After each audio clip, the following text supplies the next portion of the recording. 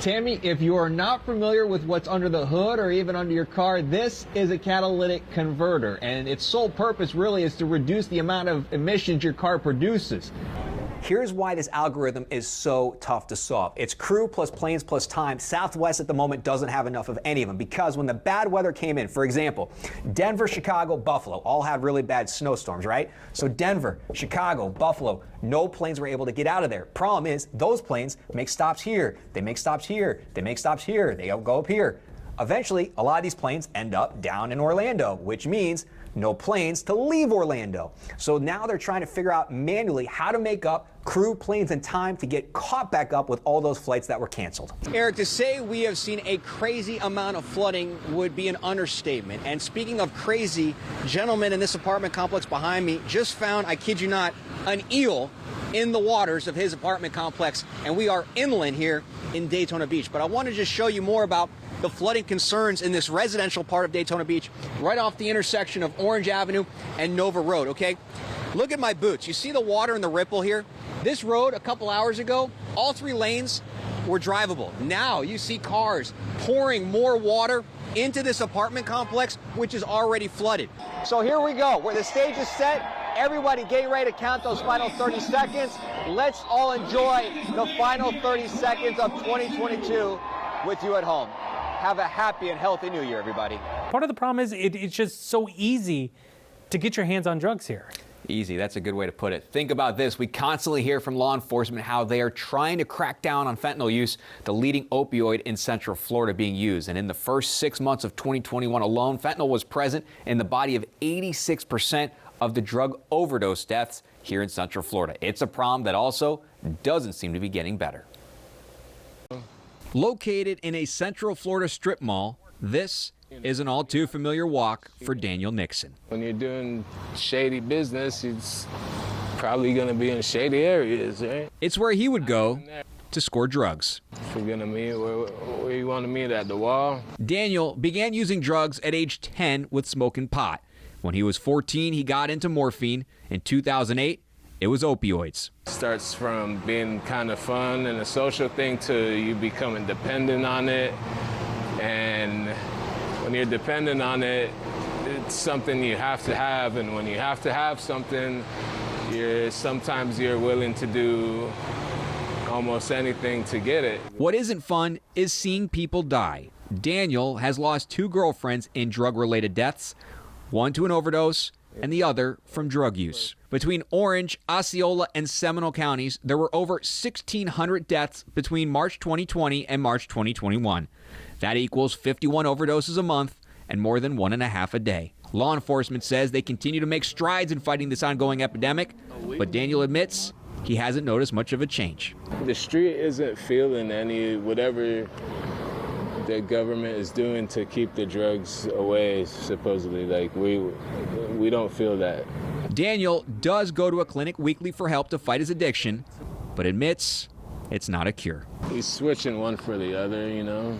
It's still opioids. You just using government drugs, but it's I wouldn't call it help.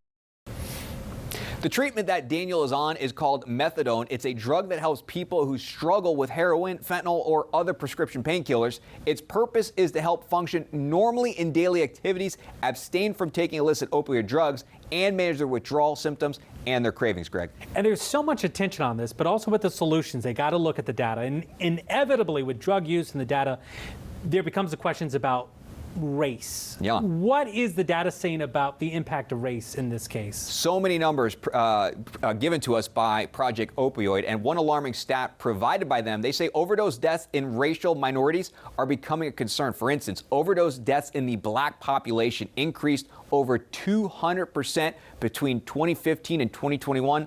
Overdose deaths among whites increased 144% over that same period of time. I want you to understand why we are in the dark right now with our lights not on. Law enforcement asked us to keep the lights off because it could possibly interfere with other law enforcement that is taking aim at this Hungry Howie's. But as you mentioned, the suspect now is at that door. Tammy, in the last hour, some things have changed. You can hear behind me that the vacuums have started back up in that truck. truck, and that's sucking up the dirt and debris that's located right around this excavator. This one excavator that they're vacuuming right next to has not moved. However, we have seen rescuers and searchers not only attach some bungee-like ropes to it to kind of keep it intact, but rescuers also brought down some wooden beams, either for support of that area or to create a boundary around some of the rescuers that are here on scene searching for this construction worker. Couple observations, though, that were made in the last hour here. For instance, you know, this bridge here on 27-441 is actually in the process of being taken down.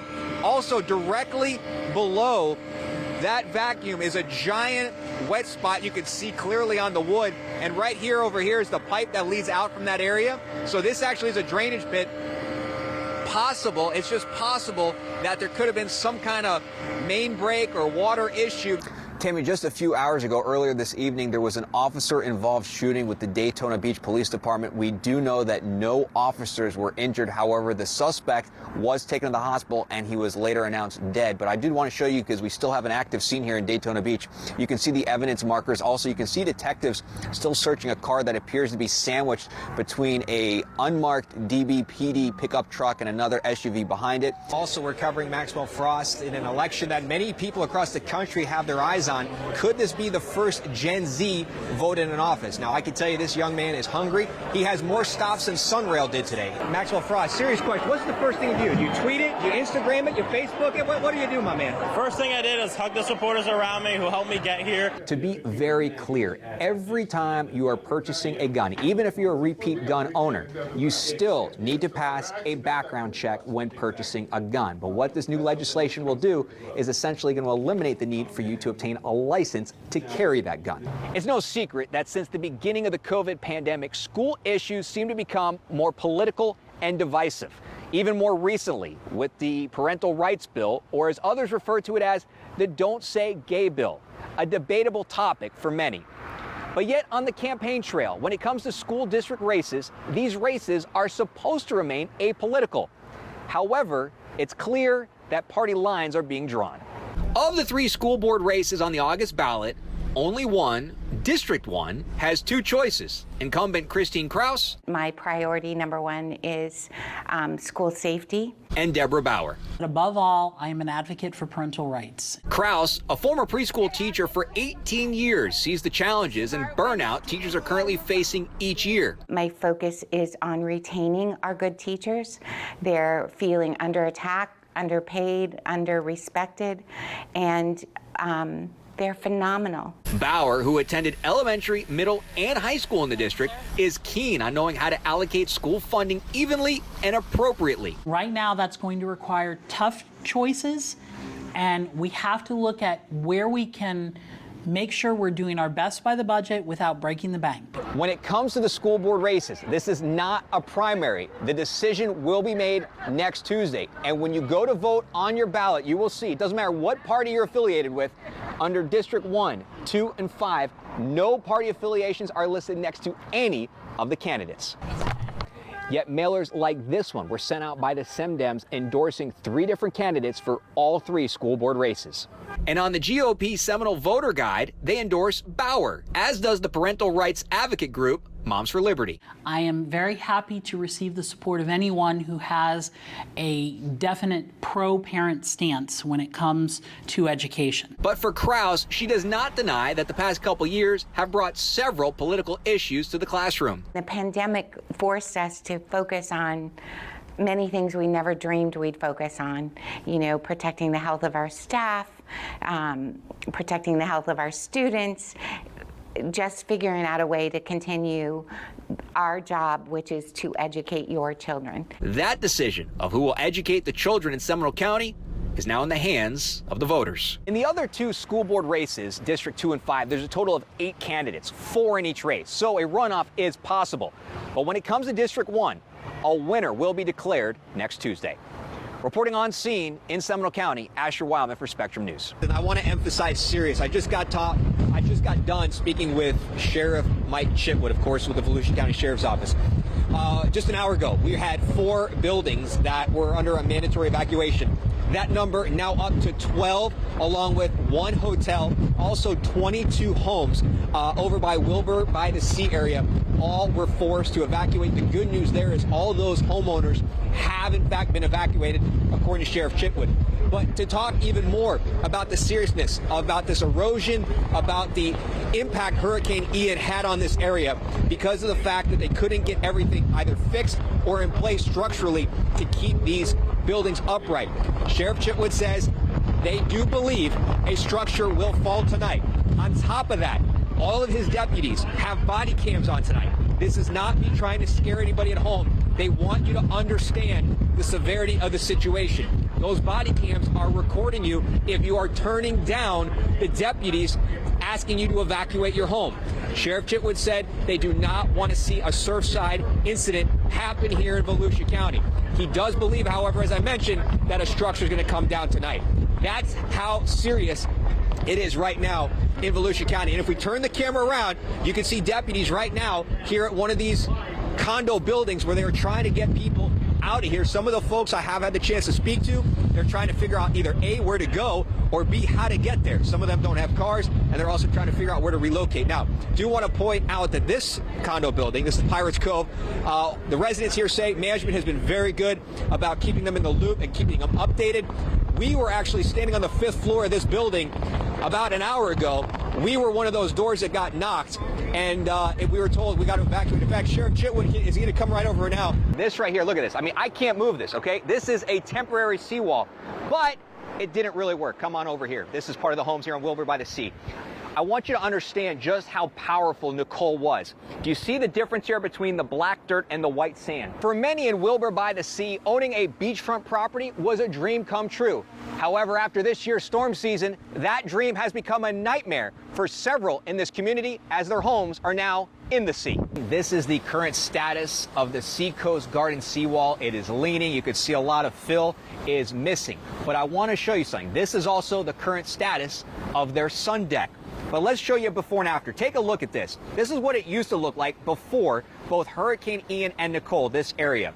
Tammy, shock would be an absolute understatement. Okay, let's take you for what's right behind me, because all across Central Florida following Hurricane Ian, we were talking a lot about the flooding and the damage caused by high wind speeds coming from Hurricane Ian.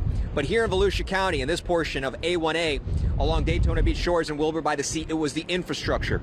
I also want to point out, there used to be a seawall right here protecting these homes. So when Hurricane Ian already did its damage to this portion of Volusia County, when Tropical Storm Nicole came, this part of town was no match.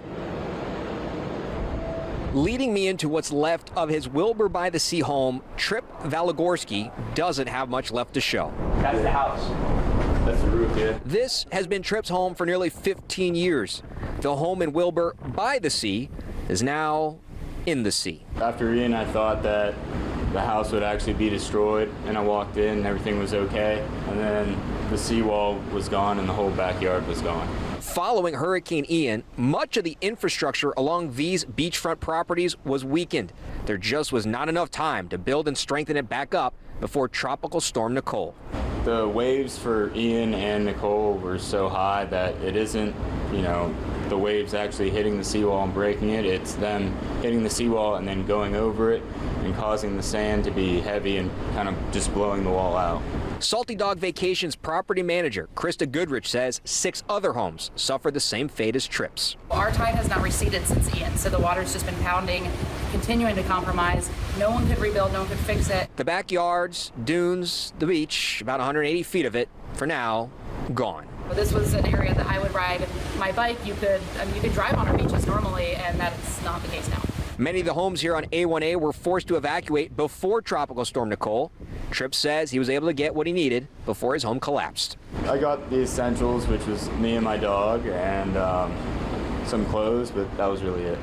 As for his neighbors and the homes still standing in Wilbur by the Sea, it's unclear when these homeowners can move back in or come back. Tripp, sadly, is moving out of the neighborhood. We flipped the camera 180 degrees to show you the other side here of Wilbur by the Sea. You can see that stair walkway, or what's left of it, that leads down to the beach. Well, that home next to that area, that was Tripp's home. It's completely gone. As for the other homes still standing here in Wilbur by the Sea that are on the coastline or on the beach, I did get the chance to speak to Volusia County Sheriff Mike Chitwood. He says buckle up because they're not done yet. With the high tides that are continuing to come in over the next few days, he anticipates another house or two or possibly even more to cave in.